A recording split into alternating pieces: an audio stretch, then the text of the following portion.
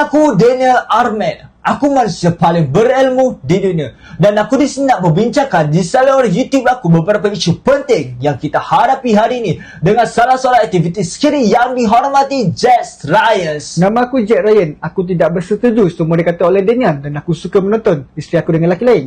Hari ini kita akan membincangkan kawalan senjata api. Membincangkan? Bincangan kawalan senjata api. Hari ini kita akan bincangkan kawalan senjata api. Aku seorang penguat bela untuk hak rakyat memegang senjata api dan aku adalah alasan kuat untuk membincangkannya. Malangnya selepas kejadian tembakan, Jack Ryan tidak setuju dengan aku. Daniel, aku percaya bahawa jika kita mengambil senjata daripada orang yang mempunyai senjata, maka tidak siapa yang punya senjata. Betul, argumen ini menarik. Namun seperti banyak isu yang dikemukakan oleh pihak kiri, ia sering menghadapi cabaran praktikal. Columbine, 20 April 1999, dua pelajar masuk sekolah bawa senjata, bunuh 13 orang, cederakan berpuluh-puluh. Setiap kali benda ni berlaku, orang akan cakap kalau tiada pistol, takkan ada tragedi. Ambil contoh pengawalan dadah. Walaupun dadah diharamkan, masih terdapat penagihan. Kerana pengharaman senjata tidak akan menghapuskan permintaan atau akses bagi hak individu yang tidak mematuhi undang-undang. Begitu juga dengan pengharaman senjata api. Apabila undang-undang melarangkan pemilikan senjata, hanya mereka yang taat undang-undang saja yang kehilangan akses. Sebaliknya, individu yang bersedia melanggar undang-undang terhadap undang-undang tetap akan memperolehi senjata dan menggunakannya. Dalam konteks tragedi seperti penembakan di sekolah, pelaku jelas mengabaikan undang-undang. Fakta bahawa undang-undang sedia ada melarangkan membawa senjata dalam zon bebas senjata tidak menghalangkan mereka daripada melakukan tindakan itu. Oleh itu, meluluskan undang-undang tambahan untuk melarangkan senjata tidak akan menghentikan individu yang berniat jahat daripada melakukan keganasan. Tindakan mereka sudah melanggar undang-undang yang ada dan pengharaman yang baru yang hanya menambahkan lapisan peraturan tanpa kesan pencegahan yang nyata terhadap jenayah tersebut. Betul, itu common sense. Kau nak tahu kenapa? Sebab senjata api tak diciptakan untuk istirahat bunga, Daniel. Ia diciptakan untuk bunuh. Kalau budak sekolah tak boleh beli pistol, tiada peluru, tiada mayat. Senang. Kau baru buat kesilapan. Kalau undang-undang cukup untuk hentikan tragedi, explain aku, bunuh orang memang dah haram. Tapi mereka masih bunuh. Bawa senjata ke sekolah dah haram. Tapi mereka masih buat. Jadi apa logik? Tambah lagi satu undang-undang. Undang-undang hanya hentikan orang yang baik, bukan untuk orang yang jahat. Tapi, Australia buktikan benda lain. Tahun 1996, Port Arthur Massacre. 36 orang mati, kerajaan ban senjata sejak itu. Zero pembunuhan, beramai-ramai besar. Itu realiti. Dan kau buat kesilapan. Bila kau bandingkan Australia dengan Amerika, kau bandingkan pulau dengan 25 juta orang dengan benua 330 juta orang, kau bandingkan tempat di mana majoriti orang tak pernah sentuh pistol dengan negara di mana ada lebih banyak senjata daripada manusia. Kau ambil senjata di US esok, apa jadi? Penjenayah masih ada stok bawah tanah.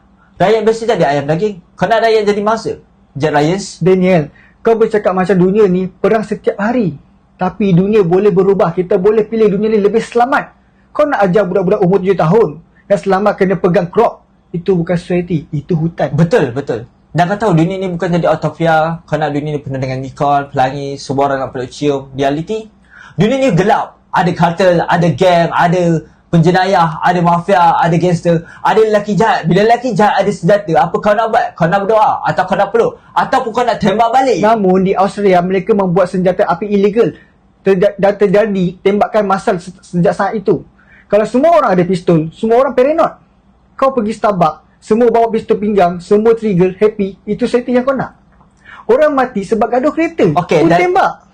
Dan kalau semua orang tak ada pistol, hanya penjenayah yang ada pistol, itu society kau nak? Orang jahat pecah masuk rumah jam 3 pagi.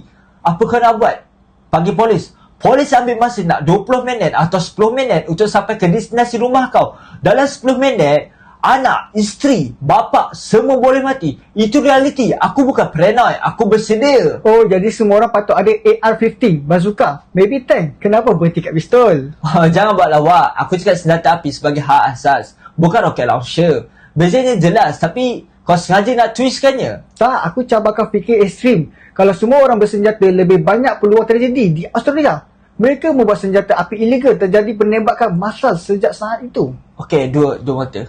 Pertama, Australia. Kedua, kita perlu membincangkan bahawa penetrasi senjata api di Australia berbanding Amerika adalah perkara yang sama sekali berbeza. Orang membandingkan kedua-dua negara ini seolah-olah sama. Di Australia, pengharaman mendapatkan konsensus seluruh penduduk di US, seluruh penduduk. Di US pula, jika anda mengharamkan senjata, sebahagian besar penduduk tidak akan melepaskan senjata mereka. Itu bermakna penjenayah tetap akan mempunyai hak untuk akses, manakala warga negara patuh undang-undang hilang hak untuk melindungi diri. Dan kalau tiada orang bersenjata, tragedi confirm akan jadi. Confirm tak boleh dilawan. Bezanya probability dan versus certainty. Aku pilih probability. Ada peluang hidup daripada certainty jadi mangsa. Kalau orang lain pilih untuk jadi korban, aku pilih untuk jadi lelaki.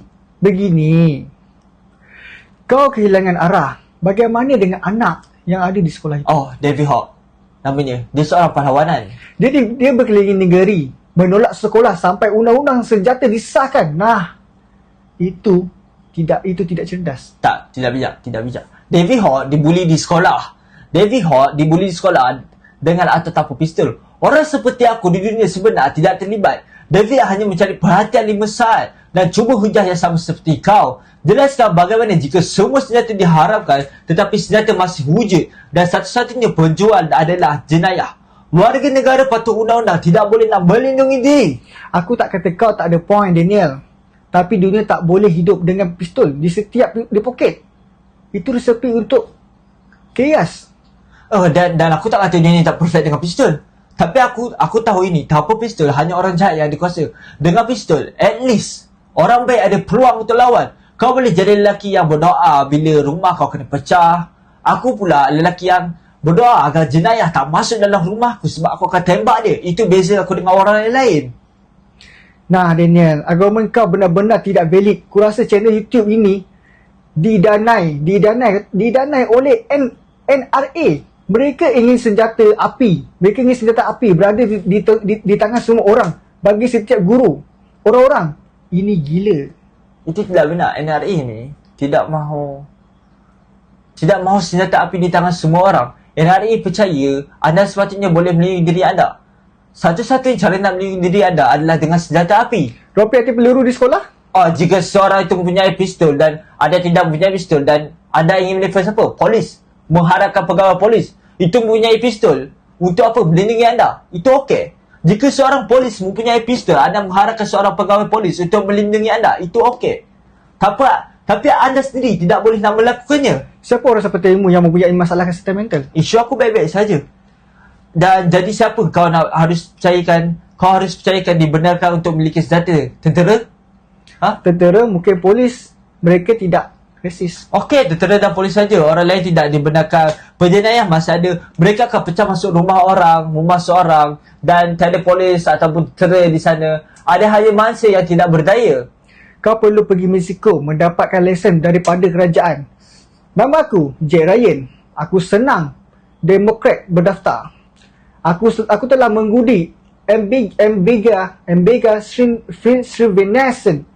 Aku seorang vegan, peguam bela kawalan senjata dan seorang lelaki yang suka melihat isteri aku dengan lelaki lain.